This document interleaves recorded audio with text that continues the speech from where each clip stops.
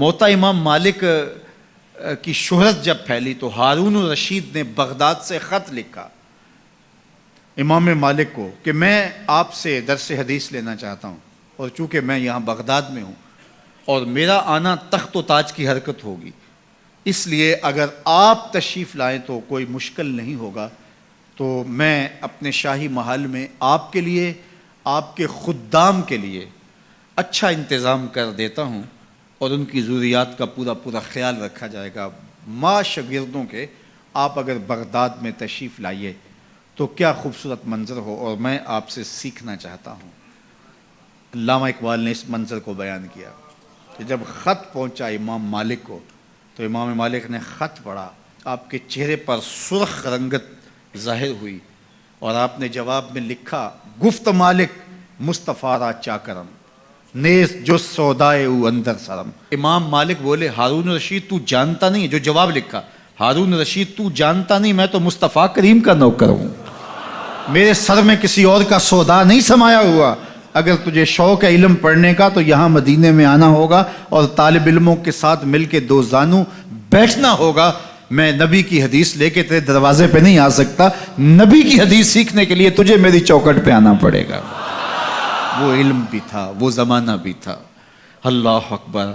تو طالب علم لازمی نہیں ہے کہ کوئی مدون نصاب پڑھے یا وہ کوئی ٹائم ٹیبل کا پابند ہو تو وہ طالب علم کہلاتا ہے۔ اگر 8 دن کے بعد آپ آتے ہیں جمعۃ المبارک کے اس اجتماع میں، آپ نیت یہ کرتے ہیں کہ میں سیکھنے جا رہا ہوں، یہ میری ہفتہ روزہ کلاس ہے، مجھے کسی موضوع پہ کچھ آج سننا ہے، اس کو سیکھنا ہے، اس کو آگے پھیلانا ہے، اس پہ عمل کی کوشش کرنی ہے، تو آپ گھر سے چلتے ہیں اور سیکھتے ہیں، اور زندگی بھر آپ سیکھنے کے عزم میں رہتے ہیں۔ بوڑھے ہو گئے لیکن سیکھنے کا عزم کبھی بوڑھا نہیں ہوا۔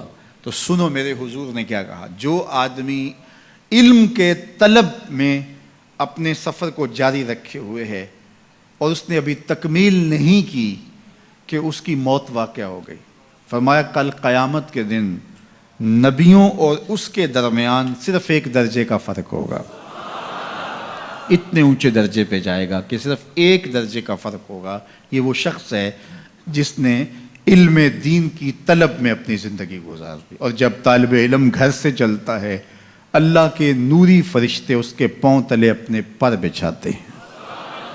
بڑا پروٹوکول ہوتا ہے کہ سرخ قالین بچھے ہوں کسی کے لیے، سربراہ مملکت ہو یا کوئی اور قابل اعتبار ہستی ہو اور کسی عالی مرتبت شخصیت سے ملنے جائے اور وہ اعزاز تکریم کے ساتھ اس کو نوازے، اور سرخ قالین بچھے ہوئے ہوں، اعزاز و تکریم دیا جا رہا ہو، لوگ کہتے ہیں یار انہوں نے تو ریڈ کارپٹ بچھا کر ہمارا استقبال کیا۔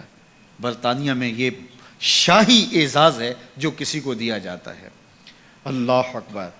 لیکن یہ کارپٹ جو بچھائے جاتے ہیں، یہ گھسے پٹے کئی لوگوں کے پاؤں تلے روندے ہوئے، چلو آپ ایران کے نئے قالین ہی سمجھ لیجئے، کوئی کتنے بچھائے گا، یہاں سے لے کے دروازے تک بچھا دے گا، چلو بائی پاس تک بچھا دے گا، کوئی کسی کے لیے 1 کلومیٹر 2 فرلانگ 10 کلومیٹر کتنے بچھائے گا، لیکن 2000 کلومیٹر سے چلا ہے طالب علم، اللہ کے فرشتوں کے نوری پر وہاں سے اس کے قدموں تلے بچھتے چلے آ رہے ہیں۔